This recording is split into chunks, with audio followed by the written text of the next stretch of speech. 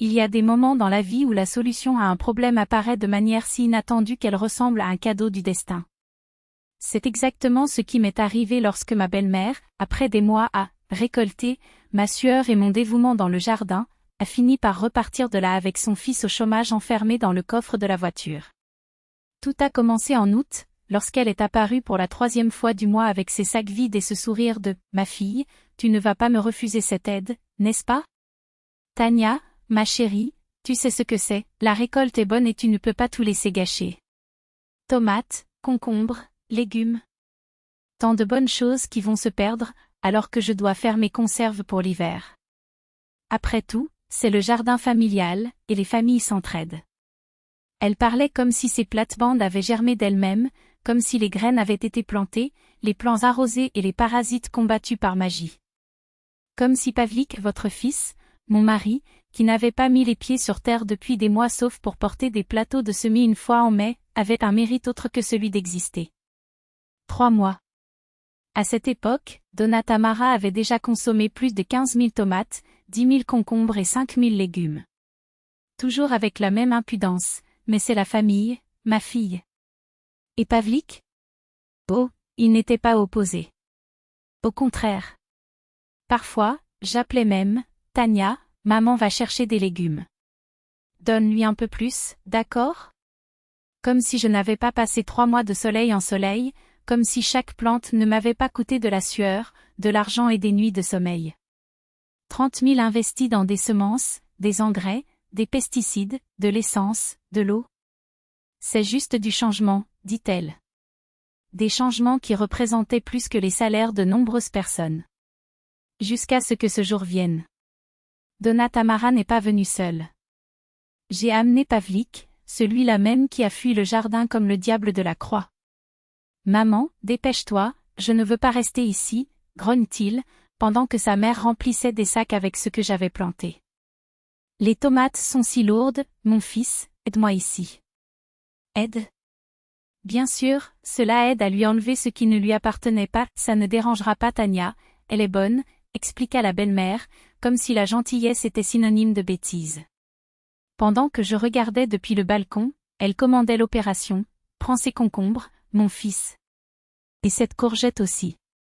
Elle n'aura pas besoin de tout ça. Ce n'est pas trop tôt? Il y a encore des trucs vers j'ai essayé d'argumenter. Ce qui est bon, nous le prendrons.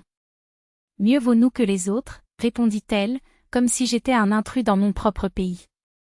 Et ainsi, entre un « c'est la famille » et un autre, le coffre se remplit. Jusqu'à « Maman, ça ne rentre plus. » Oui, c'est vrai, mon fils. Jouer sur la banquette arrière.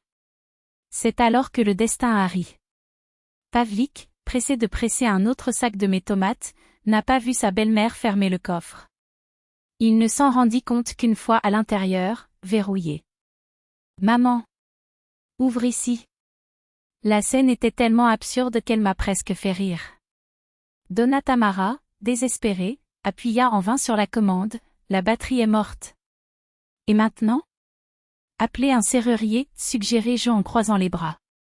Tania, pour l'amour de Dieu, aide mon fils. Bien sûr. Dès que tu rendras ce qui m'appartient. Après l'avoir sorti de là. Non. Maintenant. Elle m'a regardé comme si j'étais le monstre de l'histoire. Mais qui avait volé des mois de travail? Qui a traité mon dévouement comme s'il s'agissait d'une obligation?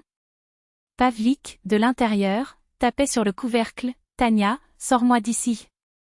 Il fait chaud, j'ai les couilles qui m'écrasent. T'écraser les couilles, tu veux dire, répondis-je en prenant mon temps. Donna Tamara m'a supplié, mais je suis restée ferme. S'ils voulaient traiter mon jardin comme un supermarché gratuit, qu'ils apprennent la leçon.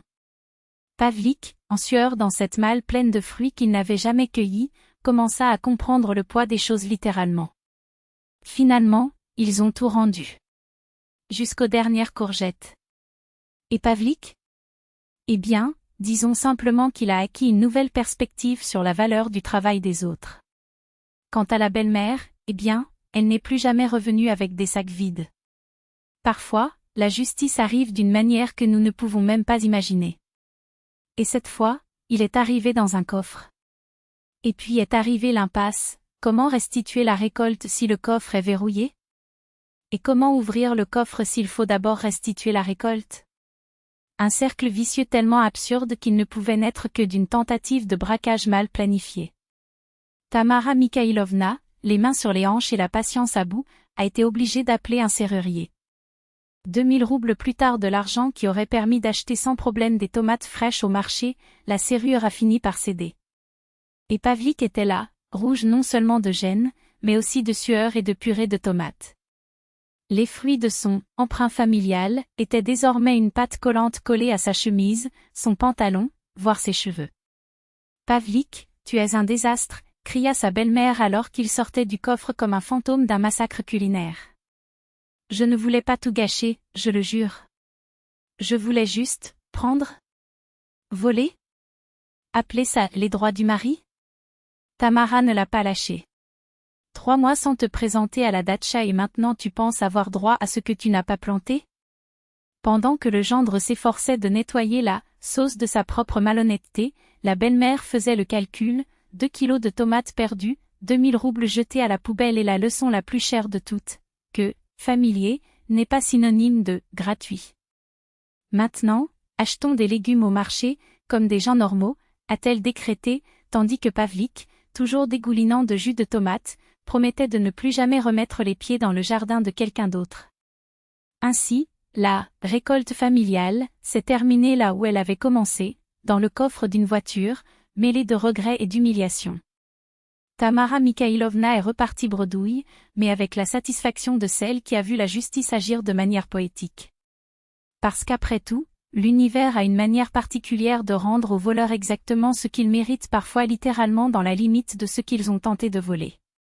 Pavlik a passé des semaines à éliminer les taches de tomates de sa peau et de sa dignité. Et quand le voisin Sevkrov revint l'année suivante, avec ses sacs vides et ses faux sourires, Tamara n'eut qu'à regarder dans le coffre de la voiture de son gendre et à dire « Fais attention, ma fille. » Parfois, la justice enferme les voleurs là où ils s'y attendent le moins. Parce que les droits du mari ne couvrent pas ce qui n'a pas été semé, et les prêts familiaux ont un prix, surtout lorsque la famille en question est composée de personnes qui n'acceptent pas d'être volées, même par des proches. La morale?